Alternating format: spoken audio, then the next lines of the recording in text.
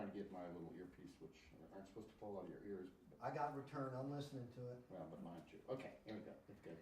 Okay, so first thing I'd like you to tell me your name and your rank in the Army on December 7th, 1941. At the December 41, I was a corporal at that time. The name of the rank. My name is John Seelie, Seelie. Okay. I want you to do it one more time. I think I was talking over you, so just say, my name is John Seelie, and on December 7, 1941, I was a corporal in the Army and tell me your division. Okay? Okay, now? Yes, when you're ready. In 1940, my name is John Seelie. In 1941, I was a corporal in the Army of the 25th Division, which, by the way, there is no more. Good. That's good. Can you do it one more time and try to have your eyes open? Is it the lights? Oh. You know what I mean? Because you had your eyes closed because you were You mean thinking about it. You mean I'm not allowed to go to sleep, huh? I know you can say this. Tell me this story with your eyes closed, but I need you to do it with your eyes open. You said? Yeah, we're ready. Okay, my name is John Seelie. I was at Schofield Barracks in Wheeler Field on December 7th, 1941. I was 18 years old at the time. Perfect. That's perfect. That's exactly how we're going to do it. So why did you choose to serve? What made you want to join the Army? Well, I wanted to get an education as a mechanic, and I figured the Army was probably the best place to get it. And I joined down at Fort Hays in Columbus, Ohio. And how did you end up in Hawaii? I heard it was an interesting story. It was a flip of a coin. Can you tell me that story? Well, there were 4 of us that entered at the time, and the captain who was in charge of the enlistment told us that he had 4 openings, and he gave us the openings that 2 of them were in Hawaii and 2 of them were in the Philippines. So everybody said Hawaii, and actually that's where we all wanted to go. And he said, I can't do that because 2 of you can go one and 2 go the other. So he said, I'll tell you what, I'll flip a coin. So we flipped coins, and eventually 2 of us went to Hawaii and 2 went to the Philippines. And I think I told you that on the death march, we lost 1 of those. They died there, and the other died on the baton. So we lost both of them within 3 months of the war. So you were pretty fortunate that the coin toss sent you to Hawaii. Exceptionally fortunate by the flip of a coin. I need you to say that one more time because I was still talking. To say exceptionally fortunate because of the flip of the coin. That was okay. I was exceptionally lucky because of the flip of a coin. Absolutely, absolutely. So, how did you? What was a normal Sunday like at the base? Well, I didn't have a normal Sunday because I was boxer. I had an A pass. When I wasn't actually training, I could go any place I wanted to. I had a Class A pass. So my Sundays were usually down in Honolulu. And tell me a little bit about the boxing, how you got into boxing and how that worked as being part of the Army. Well, I got into the boxing before I joined the Army. I was in the Golden Gloves, which I won my division. And then my brother, who's 11 years older than I was, he's out in Iowa, he taught me actually how to defend myself and so forth. So when I went in, I was pretty well equipped to box. I ended up with 29 pro fights and 29 knockouts, all within 3 rounds. So I had a very good record.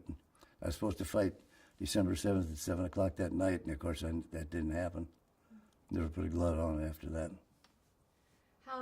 So tell me about what was the mood and the preparedness, kind of the mindset and preparedness of your division at the time? Because the Japanese were still in talks of peace with us and treaties, and there was no real sign that there was an attack going to come on. Isn't that correct? What was the mindset? Not quite correct. The 25th Division was probably the most prepared division in the Army to fight a war. We had been training quite a long time for that purpose. And we knew it was coming. I mean, everybody in the division knew it was coming, just didn't know when. Not expecting it to become the way it did. So we were well trained and well prepared. How about the base itself, though? Those planes were out on the airfield specifically to prevent saboteurs from getting to it, right? Right, the planes, there's 183 planes. They were lined up in 3 rows. The 1, 2, 3. And when the Japanese came in, all they had to do was come straight down the line, strafe them, and bomb them, and they wiped them out. Can you explain for our viewer why they were laid out that way? Pardon? And can you explain why the planes were laid out that way? I said, Well, the commanding general who laid those out laid them out because he was afraid of saboteurs. And he figured if they were in a line like that, they wouldn't attack them, which they did anyway. But they did with planes. so tell me what some of your duties were at Schofield and Wheeler. What were some of your responsibilities? Well, I told you I joined the division to become a mechanic. That didn't happen. I became a demolition expert. And when the war broke out, we immediately left Schofield Barracks and headed up into the mountains and on the shore and built fortifications. We were building emplacements for guns, and that's where I ended up using a lot of dynamite. You blew stuff up. You got to blow stuff up. So tell me, we need to go back. Take me through December 7th, 1941. Take me through your day. Where were you? What did you see? What did you hear? Tell me the story. Okay, I was assigned to Wheeler Field. I was for guard duty that morning. I got there about 5 o'clock in the morning. There was 4 of us, and each one to a hangar. And when the planes came in, I first saw them. I'm going to tell you something that most people don't know. At that time, we were on alert, wartime alert, and this happened every year. We'd have the same thing happen, and the American planes would come in. They'd drop flour sacks, and whichever way the flour blew out of when it would hit the ground, that's determined how good a hit they got. So when I first saw these planes coming in, I thought they were all American planes coming in. Until they got close enough, we saw the big orange on the wings, and most of them were pointing at us and laughing. It was a great, big joke for them. I was only about maybe 10 feet from the front of the hangar that I was at, and when the first plane came over, the first shell that hit went right through the hangar wall, about a foot from my head. The other two went about 2-3 feet, and they were the same thing. They left a hole about 3 inches in diameter. And that lasted very short. They wiped out the field in 15 minutes. So there wasn't that much activity as far as doing anything. I fired, I think, 4 clips of ammunition. That was all. By that time, it was all over. What did it sound like? What did it sound like to be there? I want to know were you scared? What really was it? Just reactionary? You start shooting. We were well trained. We didn't have time to be scared. As I said, we were the best trained division in the Army at the time, the only trained division actually. And I don't know that if you want to say I was scared. I was in shock, maybe. Something like that happening. When we first saw the real bomb hit the ground, that made a big difference. And what happened after that? They came through. Did they do 2 passes? Yeah, they made 2 passes. Okay. And then what happened? The second pass was to clean up what they missed in the first pass. After that, we didn't see them anymore. They went on to Pearl Harbor and did their job down there. And we were, as I said, we were jumped into 2.5-ton trucks and headed down the beach and up in the mountains. I told you the story of that. Yeah, you've told me on the phone, but if you could tell me now on camera, I'd appreciate that.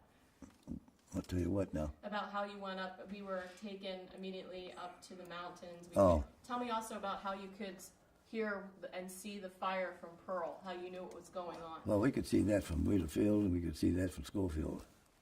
It was pretty high smoke, you know. And although we were 28 miles from Pearl, that smoke almost covered the island. But when we left Schofield to go up in the mountains, we got up on the top there, and we were supposed to be guarding a radio station up there. And during the course of the night, we had a pitched battle with another outfit. We didn't know it was another outfit. We thought it was Japanese. Nobody got hurt, frankly. And in the morning, we found out it was the 19th Infantry Division, which which was one of our outfits. And that happened all over the island that night, actually. So explain to me why you went up there. What you guys thought that the Japanese Well, infantry we understood, and the officer understood that the Japanese were going to be landing, and we had reports of parachutes coming in. Actually, there weren't any. The only parachutes were those where Japanese might have parachuted out of a plane. And we were supposed to defend the South Shore.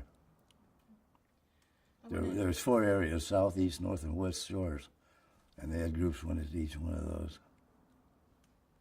So tell me what were people, if you recall, what were people saying as you were going up to the mountain? What were you guys? That was the sore spot with us. Until the first bombs dropped, the Japanese didn't think much of us. They liked to take our money, but they didn't care for us.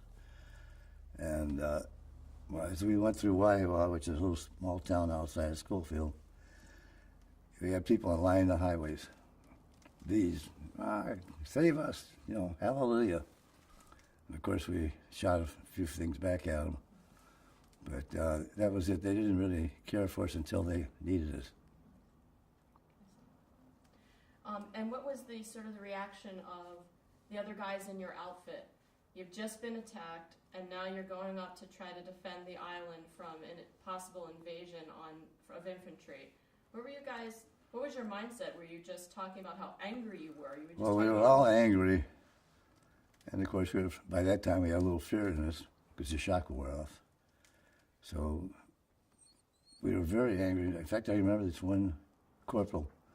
He drank a bottle of sarsaparilla, and that's a hair lotion. And he got sick. Of course, he died from it, but he had to have something to drink. And of course, on that trip up, there's nothing to drink. And how long did you end up staying in the mountains? We were up there about a week before they brought us down. And from that point on, we were in intensive jungle training, 7 days a week. I'm sorry, say that again. We were in intensive jungle training. We were in intensive jungle training 7 days a week. Did you have any idea what was going to happen after your training? Did you know where you were possibly headed or what was going to happen? Nobody had any idea where we were going. We all knew we were going someplace. And 8 months after the battle, or the war started, they put us on the Tunerville trolley, which is sugarcane cars on a railroad track, and took us down into Honolulu, full equipment on us, and straight inside of a ship. Turned out it was the USS Grant. And about 3 hours later, we were on our way. We had no idea where we were going for the first 10 days.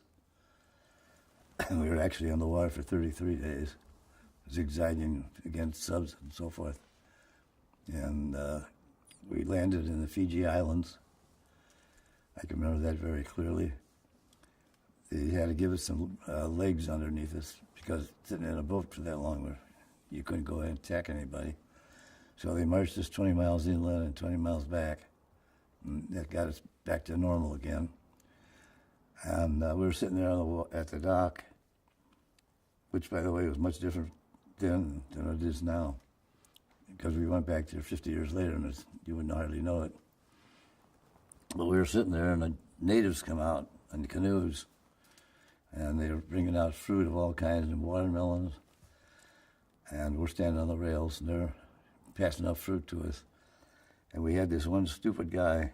I don't know if he was drunk or what, but there was a chief in one of those canoes, and he took a watermelon. This guy on the rail took a watermelon and threw it right down on his head. And it only took about 15 seconds before half the group of natives was up on board that boat looking for him.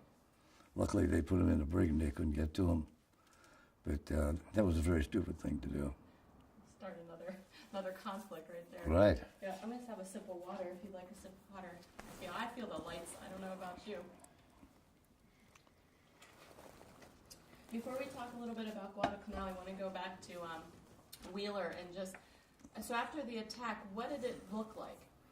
Describe the destruction that the Japanese had inflicted upon Wheeler and the guys up there? Well, the whole field had bomb holes, probably 15, 20 bomb holes in it. and the planes were all destroyed. The hangars were mostly destroyed. There was pilots having breakfast in one of the buildings, and they got a direct hit and were all killed. There was a lot of destruction. They destroyed the fields, let's put it that way. Had you ever seen anything like this in your entire Never life? since, or not even since then. Did you ever think that you would see stuff like this? I mean, you know, you joined the Army. Well, we had no idea. It just came as a complete shock to us. I'm just going to make sure before we go into Guado that I've gotten everything that I want to.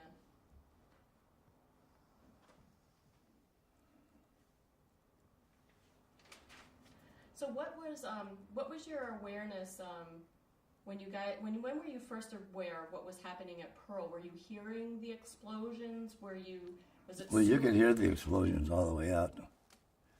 You figure 183 planes dropping bombs, that's a lot of noise. We knew what was happening, but we just didn't know exactly what it was. How did word get to you what was going on? Was it radioed in that we're under attack? Well, we got it. It came back to within a day. Everybody knew what had happened. What was once the attack happened and you knew you were going to be deployed and continue to fight the Japanese, what was your mindset? How did it change? Or did your focus become, I've got to kill as many Japs as I can, how did you transition from, now I'm going to go back and fight this war on another front? I think I mentioned this to you before. Excuse me. Hang on. Yeah, no problem. I'm going to sneeze. Grabbing light, it's reflecting. You know, You're fine. Okay. yeah.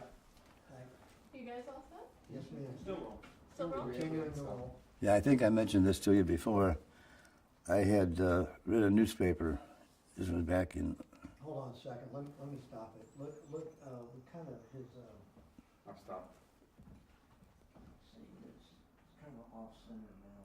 The leg? Okay. You I talking just about have the to leg? look at some. No, yeah, yeah, okay, all right. Square away? Time code 183940, 1, 50. 2, 3, Okay, 4. 4, gotcha, thanks. I appreciate it, Amy, just wanted to Oh, no check. problem. Thank you for your patience.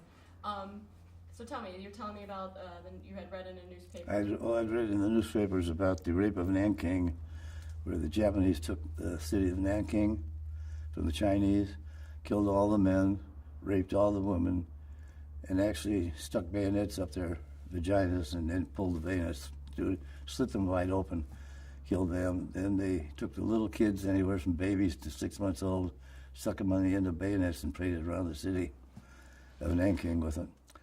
And at that time, I got a terrific hatred for the Japanese. And I tried to join the Merle's Marauders. I sent a letter to the Chinese consulate.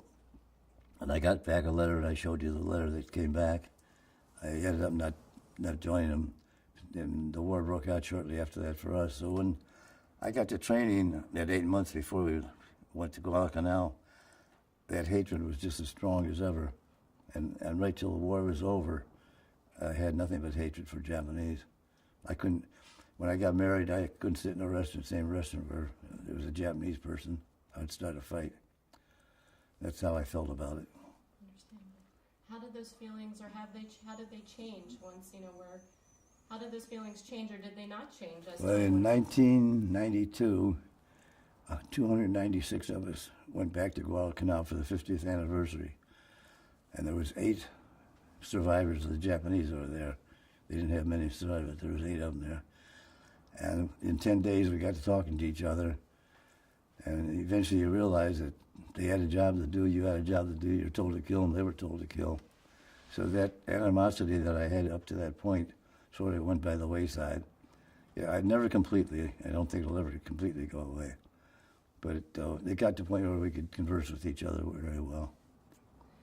Tell me what happened at Guadalcanal. Tell me what your experience was there. When we landed on Guadalcanal, I had a very good friend, Ernie Ponske. He'd been a professional wrestler. before the war. And we were in the palm trees coming up off the beach, and he slumped over and went down to the ground. He had been hit by a sniper right between the eyes. And that was our first casualty. And from there, of course, then we went into skirmish positions. And we didn't have too much fighting the first night. The big thing the first night was they bombed us. They bombed us every night. Washing Machine Charlie, it was called. And they kept you awake constantly. That was the idea, to keep you awake. And when the anti-aircraft fire went off, all the guns on the island were firing anti-aircraft at the Japanese planes. And your worst enemy happened about 10 minutes later, when all that shrapnel from the anti-personnel shells started falling. It sounded like a heavy rain. And quite a few people were injured and killed from that happening. And that was every night. What was your main goal at Guadalcanal? Where we were trying to get control over an airfield, but you were an engineer. What was sort of specifically your role as? Our role was keeping the roads open for the infantry. We had to go right. In fact, I think I told you, I used the D6 bulldozer to run through right into their fortifications and close them up. And as you go up there, you could hear the ping, ping, ping, the shells hitting the blade of the blade's about that wide, and nobody got hurt that way. The infantry come right alongside of us, and then they could close in and finish off the holes. But that was our first experience. And then we, as an engineering outfit, did what we had to do as far as the building was concerned, but we also had to fight as infantry. Everybody on the island fought as infantry. In fact, that happened on every island that we fought on, because you had no other choice. And the biggest problem we had was the fact that the Japanese would constantly come at you with their bayonets. That's how I ended up with all the kills that I had with bayonets. And you had no choice but to fight them. And at that time, having just come off of boxing, I was pretty smooth with my moves, and I could move quicker than the Japanese could. Over the course of 2 islands, I had 11 kills. And just with a bayonet, how many we got with guns, I don't know. Sometimes they become 300-400 at a time. As a matter of fact, that picture I showed you, there's 900 Japanese laying on that beach. They're all dead. And that was just one battle. What were some of the other challenges you had on Guadalcanal? Because it wasn't just the Japanese, was it? Pardon? What were some of the other challenges you faced on Guadalcanal? It wasn't just the Japanese. Well, disease was one of the big things. Malaria, I ended up with malaria. Up to this point in my life, I've had 42 attacks of malaria. So I'm called the malaria king. Because as far as I know, nobody had that many. And I survived them. A lot of people got one attack and didn't survive. But in the last 2 months of the war, our whole division and the third, Americal division started mopping up Japanese. That's how we got our name of Tropic Lightning. The Marines watched how we would send maybe 500 people at a time inshore, and then about 10 miles up the road, same thing, and 10 miles up the road, kept hitting and then wiping out anything that was in there. And they called us Tropic Lightning for that. That's how the name stuck. We still have that today. How did you get your flag, your Japanese flag? That was a bayonet fight. It's that map I got the same way. So what happened? Did you found it in a Japanese bunker that you went into, or? No, this was out in the open. He came at me, and as I said, I knew I could move very quick. I feinted one way, and he missed what I was doing, and I got him in the chest. And that's something I forgot to mention. The bayonet lodged in his rib bones, so I had to fire a shot to break up the congestion there and get the bayonet back out again, because you had to be ready to use it immediately again.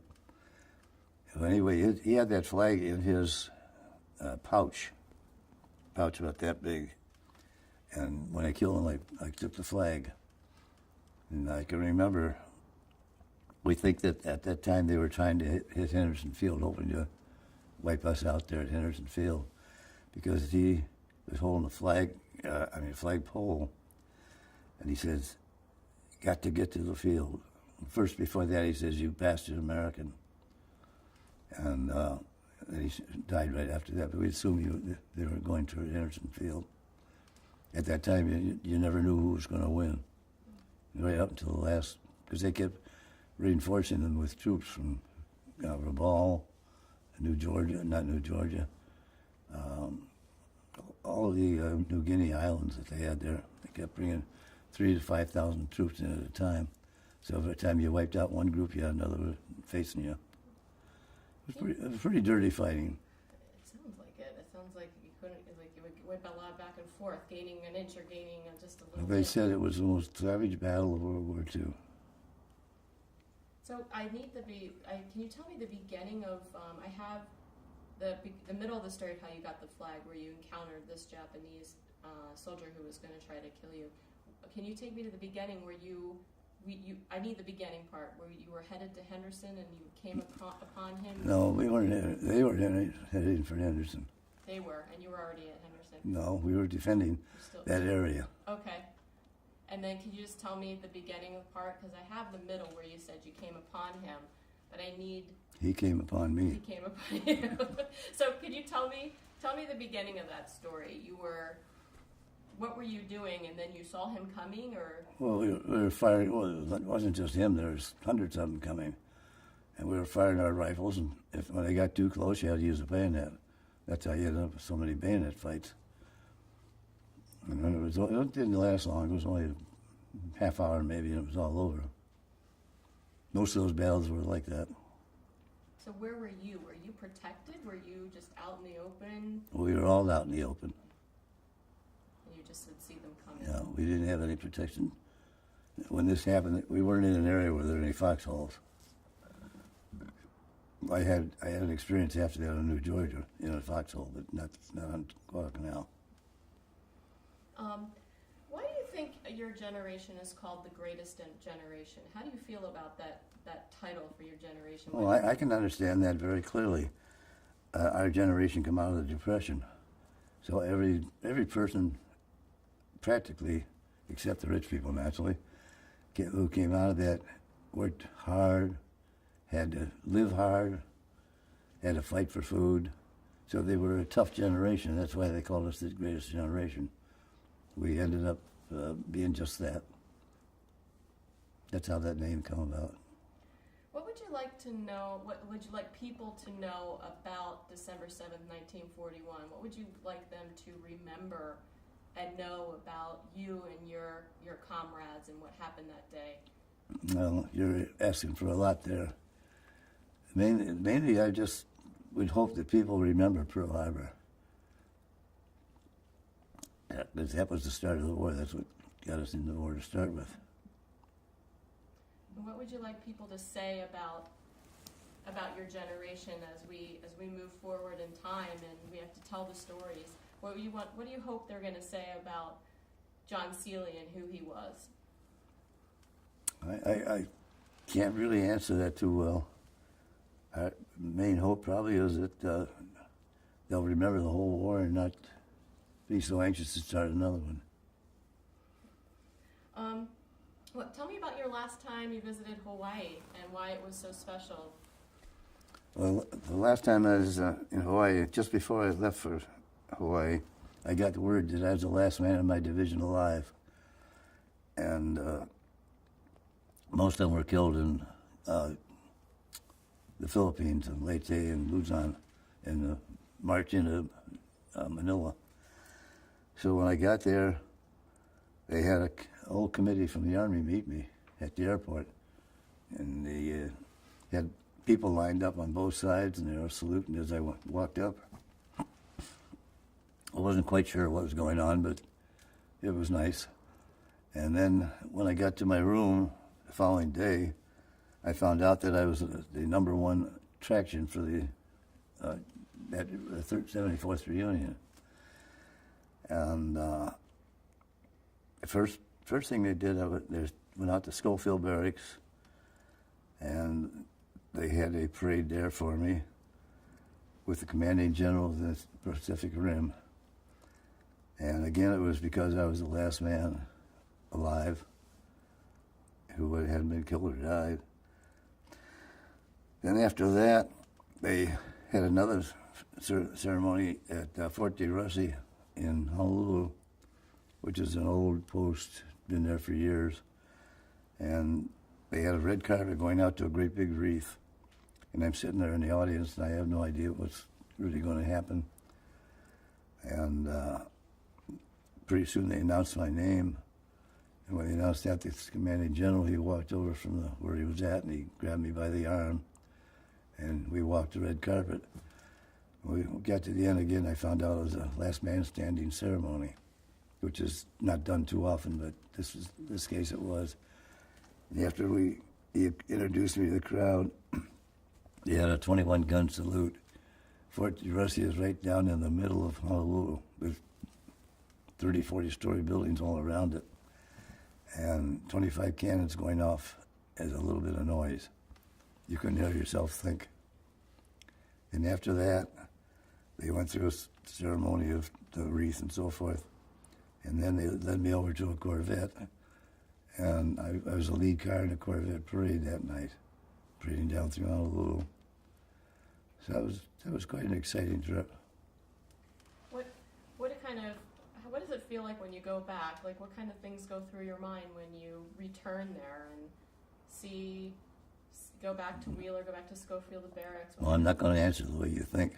Okay, that's okay. I don't want to answer. You tell me. I don't know. When I go back there, I'm just happy to be there. I love that island. I love the Hawaiian Islands. As soon as my foot steps ground on the ground, I'm real happy. Is there anything you'd like to tell us that I haven't asked you? No, you've pretty well covered it. Guys, do you have any questions for Mr. Seelie? A million, but I'm Yeah, a million questions. He said he has a million questions, and we don't have that kind of time. Well, if you do, I'll try to answer them. Oh, I have one. Well, I feel like I actually answered that too. I was going to ask you, what lessons do you hope we've all learned from December 7th, 1941? I think everybody knows that. It's not, Yep, I've got everything. What sticks in your head most? The whole thing. Yeah. If there's one thing when you think of you can phrase that out. Is there one thing that stays with you more than anything else when you think back to the day you were attacked? Well,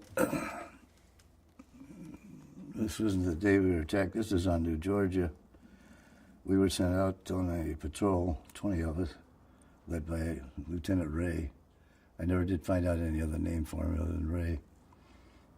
We were supposed to be going up to try to rescue some men from the 146th Infantry who had been ambushed. And in turn, we got ambushed before we got there. 6 men got hit immediately. I didn't get hit. I'd lucky all through the war and not getting hit. And I was the lead man. It was a great big eucalyptus tree. Must have been about that big around. It was laying on the ground, which afforded protection for those that still alive. But I was the lead man, so I was about 15 yards ahead of them. And I dove into a foxhole, which was what the infantry from the 146th Infantry had been digging when they were fighting there. And that was my last bayonet fight. I went through 10 grenades, 10 cartridges of shells, and 1 bayonet fight over that period at that time. And when it was all over, I was a mess. I only lasted about 4 more days before I ended up being shipped over to New Zealand.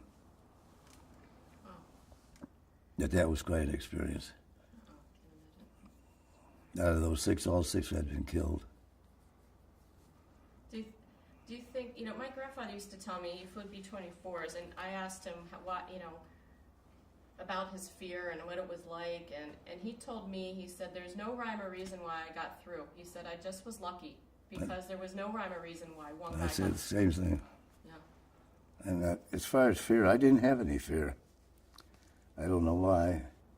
I think it was because of how much hatred I had for the Japanese. that I just didn't have fear. In fact, I think not having that fear might have saved my life. Because like in Juneau, Georgia, when I jumped to that foxhole 15 feet ahead, I could have stayed back with him. And I didn't do it, and I think it saved my life. So things happen that you never know will happen. You made me think of when the Japanese came over Wheeler. I had read somewhere that you guys didn't have ammunition. Like you had your rifle, but that the ammunition was locked up. Was that? That was at Schofield. As at Schofield. All of our ammunition was locked in storage room, and they couldn't get somebody to agree to open it up, so we broke it down. And this is what we fought with. So you were standing outside a hangar, and you heard them coming, thinking it was maneuvers. And how long do you think the whole thing lasted? As long as it's hard to tell. Maybe 3 or 4 minutes each pass. Like I said, a total of 15 minutes. They had wiped out the field. It didn't take. When they're not being fired at, it's real easy to do it. When they weren't being fired at, really. And you just took aim and did what you could as they. All you could do is use a rifle. And rifle's not the best thing to try to knock down a plane with. All right, I think we've covered the whole story. Hmm? I think we're good. Sorry, go ahead, Seelie. I think he answered my question.